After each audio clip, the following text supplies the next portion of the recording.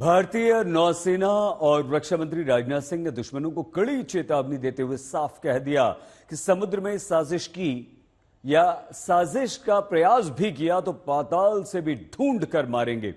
भारतीय नौसेना ने लहरों की पहरेदारी के लिए एक और विध्वंसक आईएनएस इम्फाल को तैनात कर दिया है। आज रक्षा मंत्री राजनाथ सिंह की मौजूदगी में मुंबई में इसे रक्षा मंत्री ने नौसेना में शामिल किया। सदैव तत्पर के नारे के साथ आईएनएस इम्फाल अब भारत माता की रक्षा के लिए तैयार है। देखिए स्वदेशी आईएनएस इम्फाल डिस्ट्रॉयर से क्यों दुश्मन देश पाकिस्तान चीन टेंशन में है।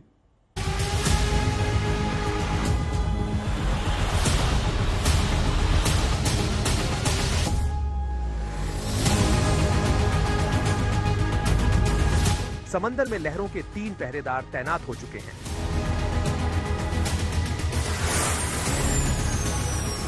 सदैव तत्पर के नारे के साथ आईएनएस इम्फाल समेत 3 डिस्ट्रॉयर भारत माता की रक्षा के लिए तैयार हैं। तीसरे डिस्ट्रॉयर यानी विध्वंसक के आने से हिंद महासागर में भारत की ताकत और शान दोनों बढ़ गई है। हिंद महासागर में चीन की बढ़ती घुसपैठ के बीच नया स्टील्थ गाइडेड मिसाइल से लैस आईएनएस इम्फाल वॉरशिप भारतीय नौसेना में शामिल हो गया। रक्षा मंत्री राजनाथ सिंह ने आईएनएस इम्फाल को मुंबई डॉकयार्ड में कमीशन किया। अरब सागर में भारतीय समुद्री सरहद पर एक मालवाहक विमान पर आतंकी हमले के बाद भारतीय नौसेना ने अपनी तैयारियों को चाक चौबंद किया है। 3 डिस्ट्रॉयर यानी कि विध्वंसक विमान तैनात किए गए हैं जो ब्रह्मोस सुपरसोनिक मिसाइल से लैस हैं। इसके अलावा समुद्री सरहद पर दूर तक निगरानी के लिए PATI का इस्तेमाल किया जा रहा है। इसके साथ ही MQ-9 ड्रोन और भारतीय नौसेना के सभी घातक जो एसेट हैं वो इस समुद्री सरहद पर निगरानी कर रहे हैं। और जिस तरह से रक्षा मंत्री राजनाथ सिंह ने भी साफ किया कि भारत समुद्री सरहद में भारत के जो व्यावसायिक हित हैं, व्यापारिक हित हैं, उनको अगर आतंकी निशाना बनाने की कोशिश करते हैं तो उसका मुंहतोड़ जवाब दिया जाएगा। और उसी को लेकर अब भारतीय नौसेना ने पूरे अरब सागर जहां से पाकिस्तान, ईरान और रेड सी का रास्ता जाता है वहां पर अपनी तैयारियों को मजबूत बनाने का काम शुरू कर दिया है। इस मौके पर रक्षा मंत्री राजनाथ सिंह ने बिना नाम लिए पाकिस्तान और चीन को चेतावनी देते हुए कहा कि भारत आ रहे जहाज पर अरब सागर में ड्रोन से हमले के दोषियों को समंदर में कहीं से भी ढूंढ निकालेंगे। आजकल समुद्र में हलचल कुछ ज्यादा बढ़ गई है। भारत की बढ़ती आर्थिक और सामरिक ताकत ने कुछ ताकतों को ईर्ष्या और द्वेष से भर दिया है। अरब सागर में हाल में हुए MV प्लूटो पर ड्रोन हमले और कुछ पहले लाल सागर में MV साईं बाबा पर हुए हमले को भारत सरकार ने बहुत ही गंभीरता पूर्वक लिया है। भारतीय नौसेना ने समुद्र की निगरानी बढ़ा दी है। जिन्होंने भी इस हमले को अंजाम दिया है उन्हें हम सागर तल से भी ढूंढ निकालेंगे और उनके खिलाफ कठोर कार्रवाई की जाएगी। मैं यह आपको आश्वस्त करना चाहता हूं। पहले देखिए आखिर इसे विध्वंसक क्यों कहा जा रहा है। हथियारों के मामले में आईएनएस इम्फाल युद्धपोत बेहद घातक है।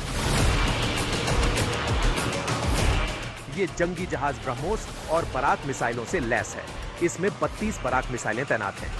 ये डिस्ट्रॉयर वॉरशिप सतह से सतह पर मार करने वाली 16 BrahMos anti-ship missile, surveillance radar, 76 mm rapid mount gun, 4 anti submarine torpedo से लैस है। साथ ही आईएनएस इम्फाल में 2 एंटी सबमरीन रॉकेट लॉन्चर्स भी मौजूद हैं। ये जंगी जहाज पनडुब्बियों से लड़ने में भी सक्षम है। आईएनएस इम्फाल पर 2 वेस्टलैंड सी किंग या HAL ध्रुव हेलीकॉप्टर भी लैंड कर सकते हैं। इसके साथ ही इस युद्धपोत में state of the art sensor लगे हैं जो दुश्मन के हथियारों का आसानी से पता लगा सकते हैं। रक्षा विशेषज्ञ बताते हैं कि तीसरा डिस्ट्रॉयर आईएनएस इम्फाल 90 डिग्री घूमकर दुश्मनों पर हमला करने में सक्षम है। श्री राजनाथ सिंह जी ने आज एक बयान दिया है कि जिन्होंने भी व्यापारी जहाज MV प्लूटो पर आक्रमण किया है उन्हें पहचानने और गिरफ्तार करने के लिए हिंदुस्तान कृत संकल्प है। इस बयान के मायने ये हैं कि भारत यह सुनिश्चित करने के लिए प्रतिबद्ध है कि वो अपराधी कोई भी हो, चाहे वो समुद्र के नीचे छुपा हो या कहीं और छुपा हो, उन्हें पहचाना जाएगा। समुद्री घटनाओं के लिए जवाबदेही सुनिश्चित की जाएगी। संभावना से बाहर गहरी जांचों, अंतर्राष्ट्रीय सहयोग और यदि आवश्यक हुआ तो जिम्मेदार पक्षों के खिलाफ कानूनी कदम भी उठाए जा सकते हैं। भारत में प्रोजेक्ट 15B के तहत नेवी के लिए 4 डिस्ट्रॉयर यानी विध्वंसक बनने हैं। साल 2021 में इस प्रोजेक्ट का पहला डिस्ट्रॉयर विशाखापट्टनम नेवी में शामिल हुआ। विशाखापट्टनम गाइडेड मिसाइल डिस्ट्रॉयर है और ये दुश्मन के रडार की नजर से बचकर ऑपरेट कर सकता है। इसमें सतह से सतह में मार करने वाली मिसाइल और सतह से हवा में मार करने वाली मिसाइल लगी है। ये डिस्ट्रॉयर न्यूक्लियर, बायोलॉजिकल और केमिकल वॉर की स्थिति में भी ऑपरेशन को अंजाम दे सकता है। 18 दिसंबर 2022 में विशाखापट्टनम क्लास का ही दूसरा डिस्ट्रॉयर नेवी में शामिल हुआ। इसका नाम है INS मोरमुगाओ। तीसरा डिस्ट्रॉयर आज यानी 26 दिसंबर 2023 को नेवी में शामिल हुआ।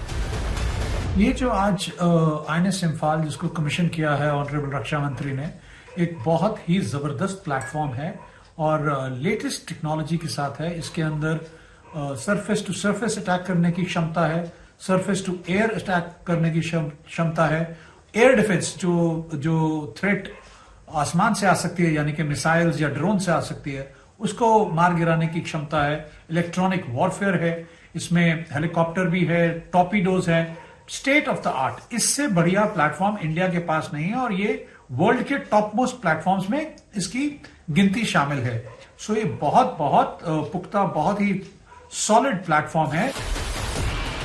INS इम्फाल की सबसे बड़ी खासियत है कि ये 75% से ज्यादा मेक इन इंडिया के तहत बना है।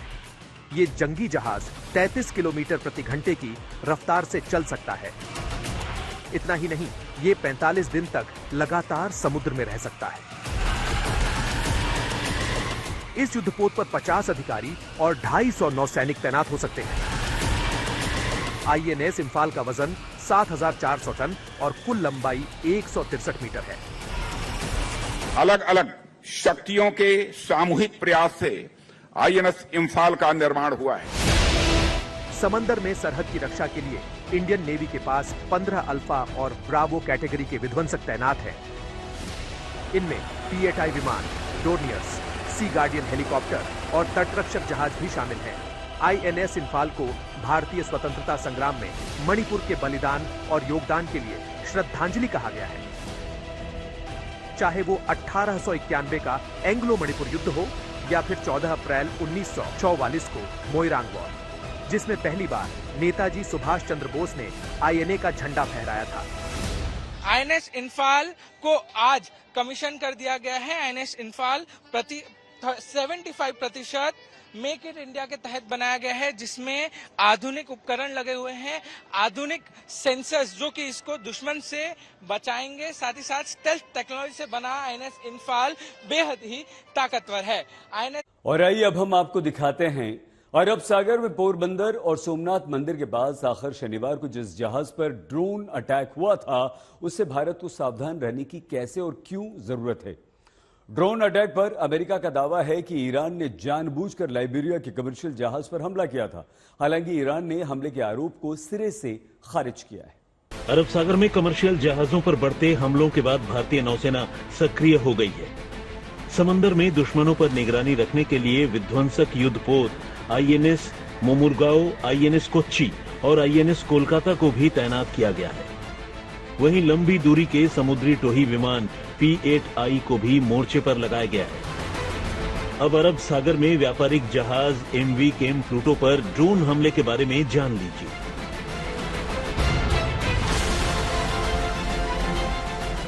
पोरबंदर से करीब 217 समुद्री मील की दूरी पर 21 भारतीय और एक वियतनामी चालक दल के सदस्यों वाले वाणिज्यिक जहाज पर ड्रोन से हमला हुआ था। अरब सागर में सोमनाथ मंदिर के करीब लाइबेरिया के जहाज पर हुए हमले को लेकर भारतीय नौसेना ने शुरुआती जांच के बाद साफ कर दिया है कि उस पर ड्रोन अटैक ही हुआ था। सऊदी अरब के अल जुबैल बंदरगाह से न्यू मैंगलोर बंदरगाह तक कच्चा तेल ले जा रहा जहाज MV केम प्लूटो पर शनिवार को ड्रोन अटैक हुआ था। पेंटागन के प्रवक्ता ने दावा किया कि MV केम प्लूटो पर ईरान से दागे गए ड्रोन से हमला हुआ था। हालांकि ईरान ने अमेरिकी दावे को खारिज कर दिया।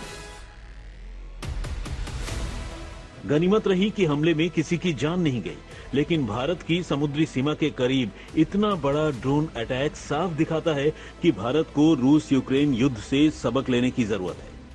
इसकी जो बात कर रहे हैं अब ये जो डिप्लॉय हो रहे हैं और ये जो थ्रेट हूती रेबल्स के जो कि अभी शक इसी से हो रहा है कि जो कुछ भी हुआ है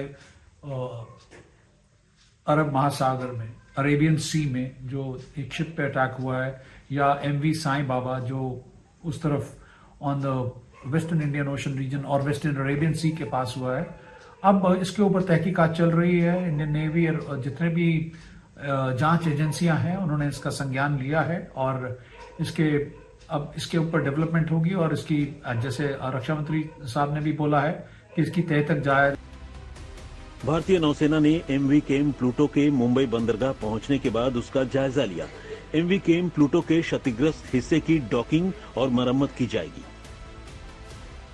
नौसेना ने कहा कि यह हमला कहां से हुआ और इसके लिए कितनी मात्रा में विस्फोटक का इस्तेमाल किया गया, ये फॉरेंसिक और तकनीकी जांच के बाद ही पता चल पाएगा। इस ड्रोन अटैक से भारत क्यों अलर्ट हो गया है? कहा जा रहा है कि इजरायल हमास युद्ध के बीच लाल सागर और अदन की खाड़ी में ईरान समर्थित हुती आतंकवादी जहाजों को निशाना बना रहे हैं। अमेरिका के दावे को माने तो MV प्लूटो पर ईरान के शहीद ड्रोन से हमला किया गया था, लेकिन ये बात पक्की है कि ईरान के अलावा हुती विद्रोहियों के पास भी ये शहीद ड्रोन हैं। ईरान ने यूक्रेन युद्ध में रूस को भी ये ड्रोन मुहैया कराए हैं। MV केम प्लूटो और लाल सागर में इजरायल और अमेरिका के जहाज पर हो रहे हमलों से साफ है कि युद्ध सिर्फ जमीन पर और आमने सामने नहीं लड़ा जा रहा। यूक्रेन युद्ध के दौरान भी रूस को शुरुआत में ऐसे ही अनकन्वेंशनल वारफेयर यानी गैर पारंपरिक युद्ध का सामना करना पड़ा था। रूस की सेना ने यूक्रेन के खिलाफ पारंपरिक युद्ध छेड़ा था, यानी अपने पैदल सैनिक और टैंक, इन्फेंट्री, कॉम्बैट व्हीकल से यूक्रेन की राजधानी कीव, खार्किव, सुमी जैसे कई इलाकों की घेरेबंदी की थी। लेकिन यूक्रेन ने ड्रोन अटैक के जरिए रूसी सेना को जबरदस्त नुकसान पहुंचाया था।